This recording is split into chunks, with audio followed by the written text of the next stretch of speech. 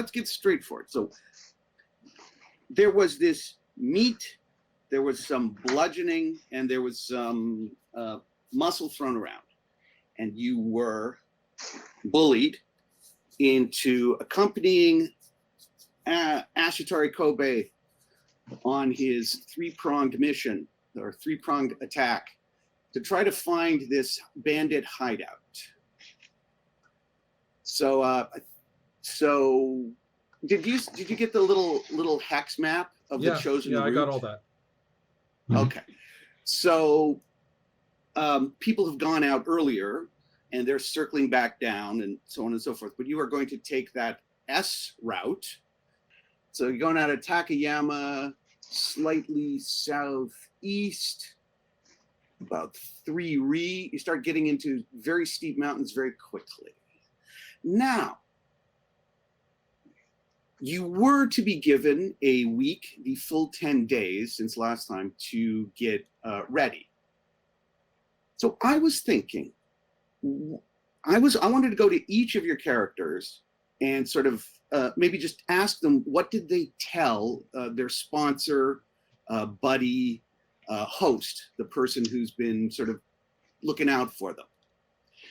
So I think I'm going to start with Jin. Okay.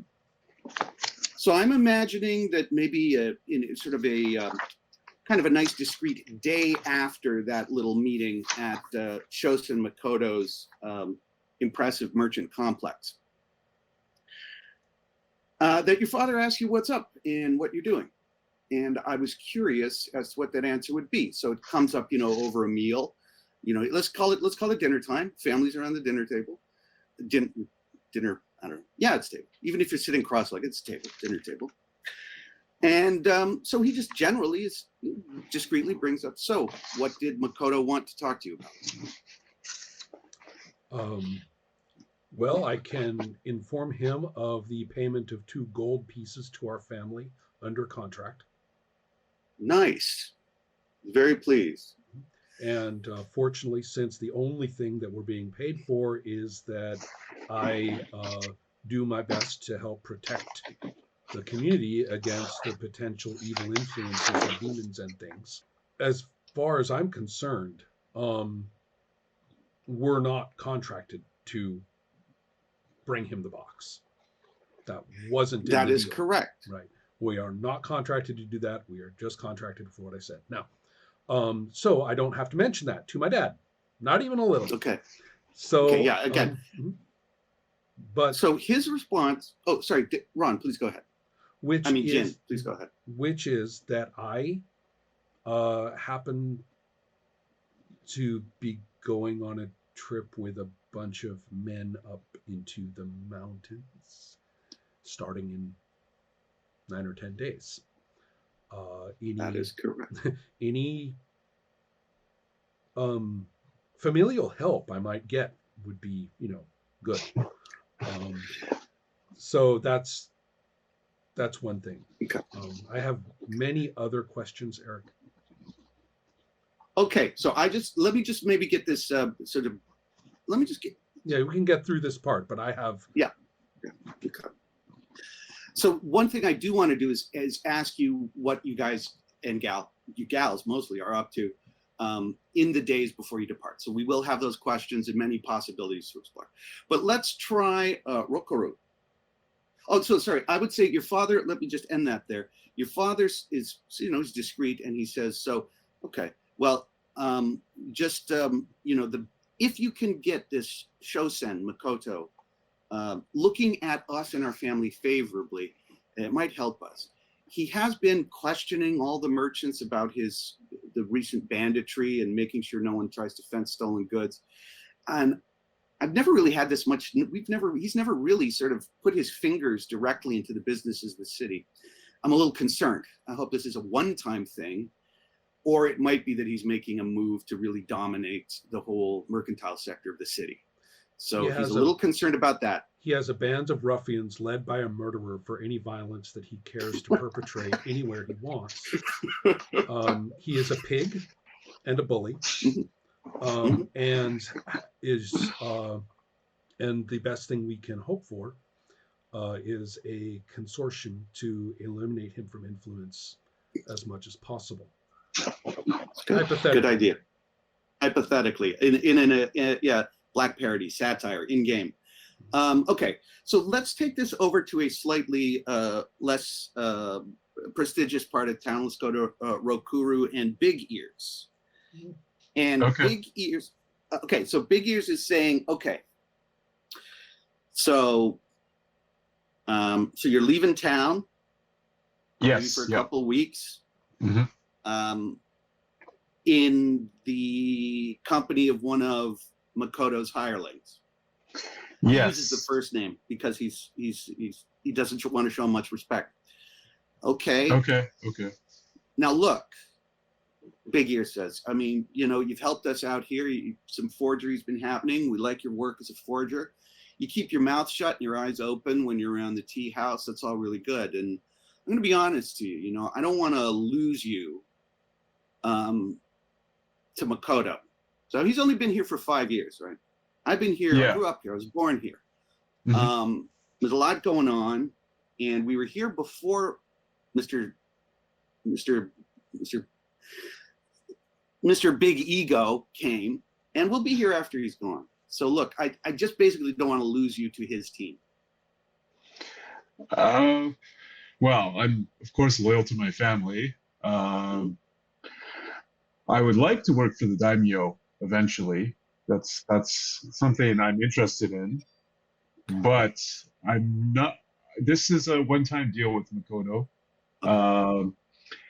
And I wonder actually if you have any information about Makoto. I mean, is he what's he up to? Okay. Well, and you can see a bit of a hesitation, a bit of pullback.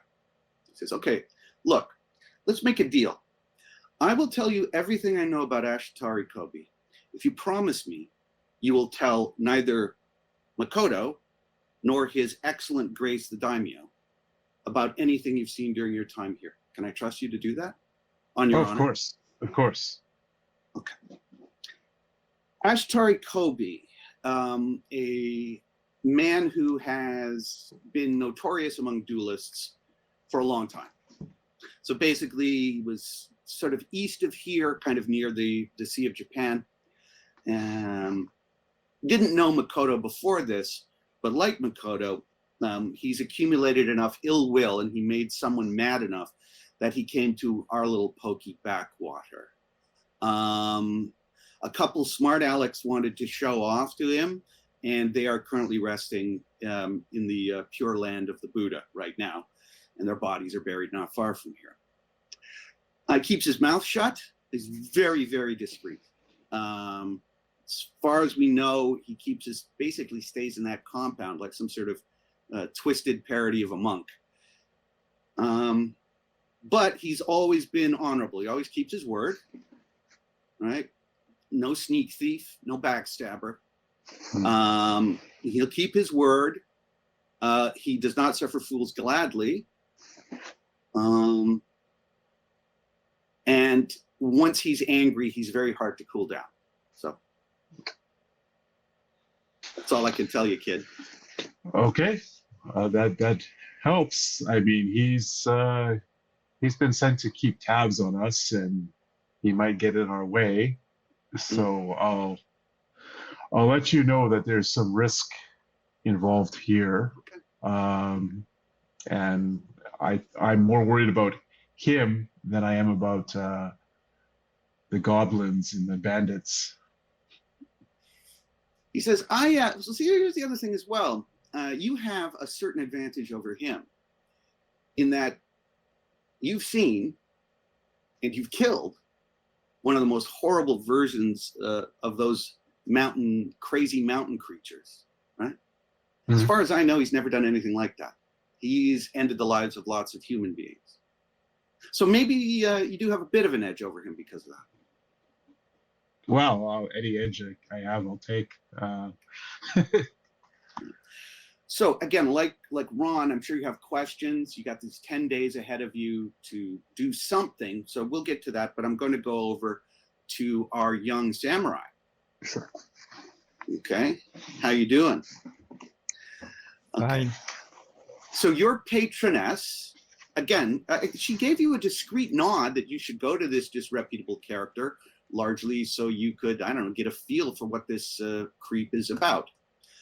So, okay, so Jin is saying, okay, so I've seen you very thoughtful these last few days. And again, I've given you your space, but it's time to tell me what is the fallout of your meeting with Makoto? Oh, sorry, Shosen. Okay, I'll explain everything that has happened as it has happened, but my focus is more about Jean. Like, I will ask her if she knows Jean or her family. In fact, I'm quite surprised of, and I will explain that Jean offered a deal with Makoto. At least that's how I interpreted it. And I had no intention to do it actually, but there are no, this is true. But and I explained how everything happened, and I'm like, is this girl or family in trouble? I want to know more, and that's my focus on the discussion. Well, she replies. She says, "Look, we don't have a shogun. We don't have police. We don't have spies. So the samurai close to the daimyo keeps them in line. But the commoners, the traders and the farmers, they have to keep peace amongst themselves. So it's not unreasonable that a good, respectable family. One here, by the way, rank 1. we ain't much, right? No. So that so again, a family that's tied to the temples and are decent people, they're going to have to make compromises with the various rabble around them. It's to be expected. But so I would say this: if you can come back in at least a month alive, I have been working behind the scenes to sort of warm up Washima Kumpai, the younger brother of the daimyo, who would like to meet you casually, but formally, to meet you personally, and talk about your future plans. So I have arranged this meeting, and it would be nice if you came back alive within the next 3 weeks to attend it, because that could be a very important step in your future. I think I express some happiness now, and I say, right, of course, but I need to kill that queen first. I'm sorry, kill? The queen in the mountain. Ah, yes, Umai, Shimi the Bandit Queen. Yes. Okay. And okay. Well, and I don't let her talk. I'm like, and maybe I need a new kimono because I'm I don't think I don't think I have the proper clothes for this meeting. I need. She says, "No, don't worry. As a favor to you, in lieu of your regular salary, I will prepare something suitable for you that both reflects your character and meets the taste of Washima Kumpai. I know how to do these things." You're very good to me. I'm thankful. So I guess, maybe with this sort of informal order that we've sort of gone through here, let me come back around to Jin. So please, Lord, work for me. So here we are. So we are in the 6th month of the year, Minazuki. We are passing into fall. It is week number 16 of the yearly calendar. And you have to show up on the day of the rat of the 17th, the first day of the 17th. So you have 10 days in which to do something. I don't know what you want to do in town, or we could just have, as Ron said, let's just have some questions. So Ron, what were some of your questions? What were some of Jin's questions? Yeah, man. I have Ron questions first. Okay, you just confused me horribly because the day of the last session was in Tsukimizuki, the 8th month. Oh, which I'm so It was sorry. Yes, we have and it jumped was the ahead. yeah. Well, you went back in time. You took us back to the 6th month when we were in the middle of the 8th. So sorry. So Yes, as because far as here I I can have tell my. now, given a 10-day week, we are now on the first day of the 9th The month. 22nd. No. You're still Oh, going backwards. We were in the 23rd week last time. all right. So here's my calendar. Yes, correct. The end of your schooling and then some futzing about. And so we are within, again, the first week of the 9th month. Correct. I counted on my That fingers. is- It is the first day of the first week. Okay. And you are, in fact, correct. Because we're well into fall and we spent all that time training and everything. So so here we are. So that's one thing that confused me. You are correct. Now, so my Ron list is not yet entered.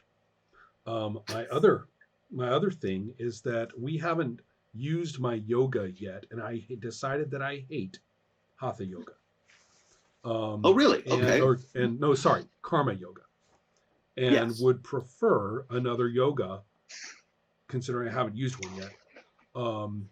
And so I wanted to know which ones are offered training at the Shinto shrine. Now, I don't want to go back and train in it. I just want to know what they are. No, the NPC or the write-up for the scenario says all yogas. So. Oh. Okay, now I'm confused again because last time you told me I would have to train in a Buddhist temple in order to learn anything. So sorry. Okay, so let me just go ahead. Okay, so here we are, Valley of the Mists. Boom, boom, boom. So this is what happens when you go from memory. Look at the paper. Here we go. The Shrines of Takayama. Boom. So at the Shrine of the Locker Kami, the big business in town, you have Prana Yoga and Raja Yoga. Right. And then at the Shrine of Admirable Bravery, which is dedicated to warriors, Raja Yoga and Hatha Yoga. And then the very, very old Shrine of the Woods, sort of neglected, that's where the old fellow you spoke to works, teaches Hatha and Prana. Got it. Okay. I would like to study instead of Karma yoga. I would prefer to study Hatha yoga. Well, it fits in the fiction. You haven't used it yet, so it's not a retcon. And a person who you've established a relationship to, and we've got backstory. You got Hatha? history with him. Right. Prana or yeah, Hatha? it's up to you. Prana or Hatha? Okay, Prana is all hidden things, but they're capitalized, right? Hidden things. And then the other one is basically magic active Health. in range. You know what? I'm going for Prana. Hidden things. Okay. Hidden things. Yeah. I like that. Okay. So, okay, it doesn't mean doing anything. It's just changing the word on my sheet. That's all I'm doing. Exactly. Okay. So we haven't. And besides, I'm not very good at it. Well, we'll see. Okay, so more Ron questions. Sure, boss. The other thing you mentioned was that during our I was full-time meditating during those 10 weeks. So that was a long freaking time, or 9 weeks or whatever it was. And that's a really long time. So I am not sure I was able to do much else during all that. Okay. So I would like, however, now that you're asking, okay, now let's move into play. Now we've you got 10 days in front of you to do something with. Well, first of all, one of my greatest assets is my personal status, which is humongous. And so it means I'm a well-liked little religious girl, right? So and so that means that there must be all sorts of like women whose various needs or advice or rituals or whatever that I sort of do all the time.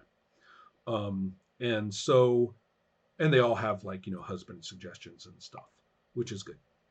So anyway, I want to know how I use my personal status for information gathering. Because it says something about rolling with your personal status in some fashion. but I don't know. Okay. So I don't have your numbers in front of me. What is your personal status score? 35. 35. Okay.